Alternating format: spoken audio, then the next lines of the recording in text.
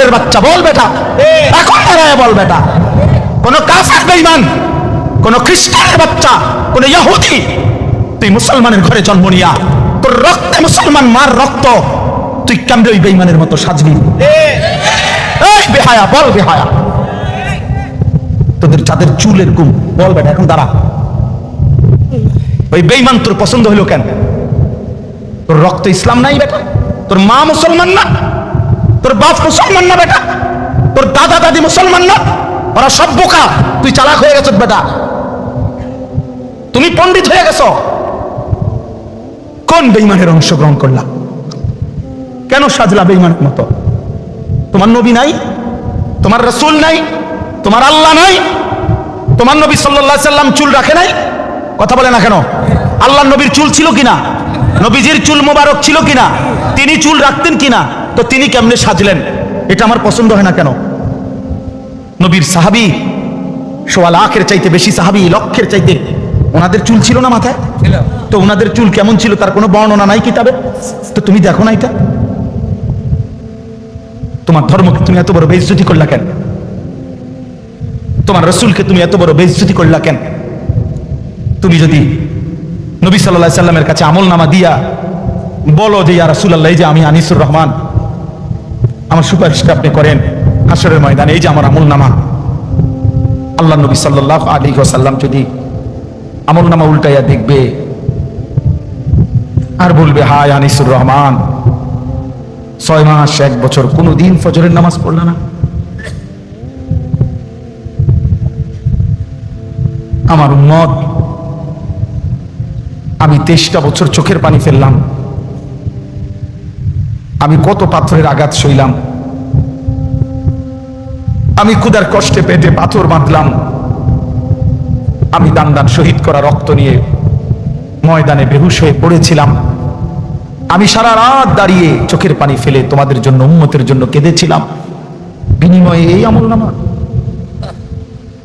30 বছর তুমি মুসলমান সুদ খায়, 30 বছর 40 বছর সুদ খায়, আপনার ঘরে 30 বছর টেলিভিশন চলে, নারী নাচ গান, এগুলো নবীজি দেখবে না? কথা বলেন না কেন? নবী এগুলো দেখবে না? তো কিছু বলবে না? না বলবে মাশাআল্লাহ, দারুণ আমলনামা নিয়ে আসছে, আসো তোমার জান্নাত বুঝাই দেই না। সুপারিশ মানে এই নাকি? কোনো নিয়ম কানুন নাই। নবীজি সুপারিশ করবে কথার মানে কি? মানে নবীজি বলছে, উম্মত, তোমার যা মন চাই তা গুনাহ করে মৃত্যু পর্যন্ত এই অবস্থায় তুমি আইসো কবরে, হাসরে, আমি শুধু সুপারিশ করে জান্নাত দিয়ে দেব, এই তো না? আমার বাপ ইনসাফ করে, ছেলেরা তোমরাও ইনসাফ করো। প্রিয় ভাই আমার, ভাবতে শিখো। কেমনে দেখাইবা? রাসূলুল্লাহ সাল্লাল্লাহু আলাইহি সাল্লাম কাঁদবেন, চোখের পানি ফেলবেন, বলবেন, উম্মত, আমি শ্রেষ্ঠ নবী, তুমি আমার শ্রেষ্ঠ উম্মত, শ্রেষ্ঠ উম্মত হইয়া তুমি আমার এই হাসরের ময়দানে কেমনে পারলা এত বড় বেইজ্জতি করতে? আল্লাহর কাছে নবী যখন পেশ করবে, রব্বুল আলামিন আমার উম্মতের আমলনামা সুপারিশ করলাম, রব্বুল আলামিন বলবে, বন্ধু এটা কি আমলনামা দেখায়?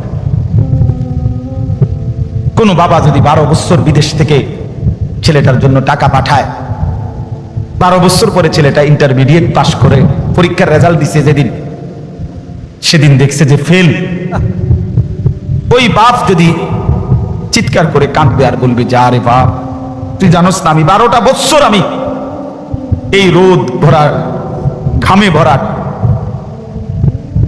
বিদেশের মধ্যে থাইকা টাকাগুলো রোজগার করে, বিশ্বাস করেন জানেন না, আমি হজ্জের সফর থেকে আসছি, অল্প কয়দিন হয়, ঠিক এই গত মঙ্গলবারে, আজকে মঙ্গলবার, কত প্রবাসী যে আমি দেখছি, আমি দেখতে, আমার ছোট ভাই এই যে মাওলানা আতিক, গত বছরও আমার সাথে সে উমরার সফরে ছিল, রমজান, ওই দেখছে যে প্রবাসী কারণে আমি হাঁটতেই পারি না, কোন যে এন্ডিয়া হাঁটি, এন্ডিয়া মনো 10, 20, 50 জন পোলাপাই, আমরা দেশি, যে এখান দিয়া দেখে ওই এন্ডিয়া জাতা দিয়া ধরে, এ জড়ায় ধরে ধরে কান্দে যে হুজুর 12 ঘন্টা 14 ঘন্টা ডিউটি করি এই প্রখর রৌদ্রের মধ্যে, এরপরে নিজের খানা নিজে, নিজের জামাটা নিজেই ধোয় না, কে দিব না, নিজের রান্নাটা নিজে রান্ধে, একটা ছোট্ট রুমের মধ্যে মানুষ আড়ে না, 6 জন থাকে 12 জন, কোন রকমে জান্ডা লইয়া পড়ে আছে, যে বুকটা বাইন্দা কলজাটা বাইন্দা এই 2 টাকা 5 টাকা জমাইয়া সবটা টাকা বাড়ি ঘরে বউ বাচ্চার জন্য, মা বাবার জন্য, তাদের মুখে হাসি ফুটার জন্য দিয়ে দেয়।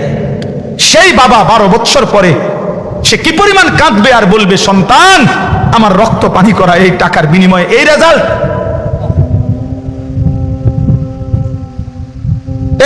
বাপ তুই আমার এত বড় বেইজ্জতি কেমনে করলি?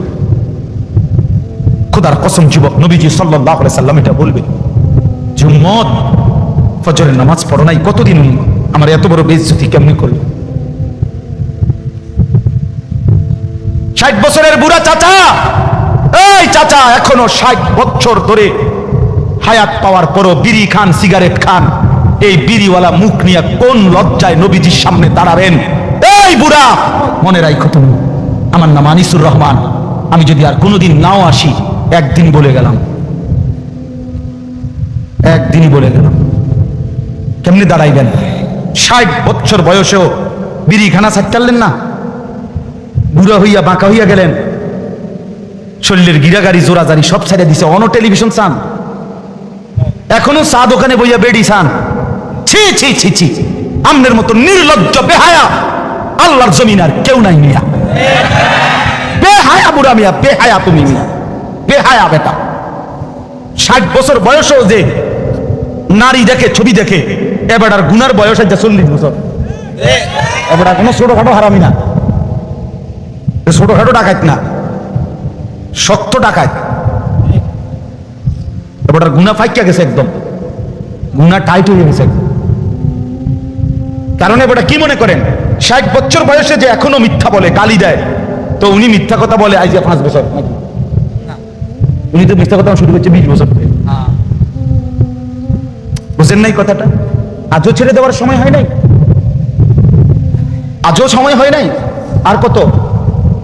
আলাম ইয়ানি লিল্লাযীনা আমানু আন তাখশা কুলুবুহুম লিযিকরিল্লাহ ওয়া মা নাযালা মিনাল হক। রব্বুল আলামিন বলে, ইমানদার মুমিন, আমি আল্লাহর ভয়ে, আমার স্মরণের জন্য তোমার দিলটা, আন তাখশা কুলুবুহুম, তোমার অন্তর নরম হওয়ার, দিলটা নরম হওয়ার সময় বান্দা আজও কি হয়নি? এটা কোরআনের আয়াত। আলাম ইয়ানি লিল্লাযীনা আমানু, ইমানদার আজও কি সময় হয়নি? আজও কি আমি আল্লাহর দিকে ফিরবা না? গত 6 মাস ধরে যেই ছেলে ফজরের নামাজ পড়ো না বাপ, গত 1 বছর ধরে যেই মুসলমান তুমি ফজরের নামাজ পড়ো না, আল্লাহ যেন ডাক দিয়ে জিজ্ঞেস করে, বান্দা বলো না বান্দা, তাহলে কি আর কোনোদিন তুমি পড়বা না?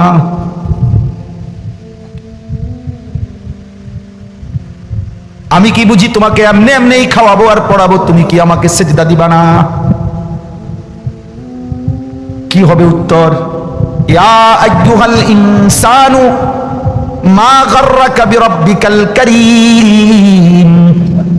রব্বুল আলামিন বলে, মানুষ, বান্দা আমার, মানুষ আমার মতো দয়ালু মেহেরবান রব, আমার মতো এমন দয়ালু মালিক, আমার মতো দয়ালু এমন লালন পালনকারী আল্লাহ, তাকে কেমনে ভুলে কে তোমাকে ধোঁকা দিল? আমি আল্লাহকে ছেড়ে দিলাম।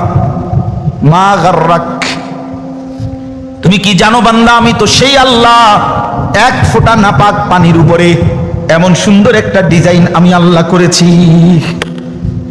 এই পৃথিবীর কাউকে বলো না 1 ফোঁটা পানির উপরে একটা সুন্দর মানুষের আকৃতি দিতে, পানির উপরে ডিজাইন করবে কেমনে? পানির মধ্যে ডিজাইন করবে কেমনে? রব্বুল আলামিন বলে, বীর্যের 1 ফোঁটা পানির মধ্যেই তো আমি এমন সুন্দর আকৃতি দিয়েছি। ইন্না খালাকনাল ইনসানা মিন নুতফাতিন আমশাজ, নাপাক বীর্যের ফোঁটা থেকেই তো আমি আল্লাহ মানুষকে বানিয়েছি। আল্লাযী খালাকাকা ফাসাওয়াকা ফাআদালাক ফি আইয়ি সূরাতিন মা শাআ রাক্কাবাক। আমি তো বানিয়েছি, আমি তো সাজিয়েছি, আমি তো এমন সুন্দর চেহারার রং দিয়েছি। এমন দয়ালু মাওলা কেমনে ভুলে গেলা, কেমনে ভুলে গেলা?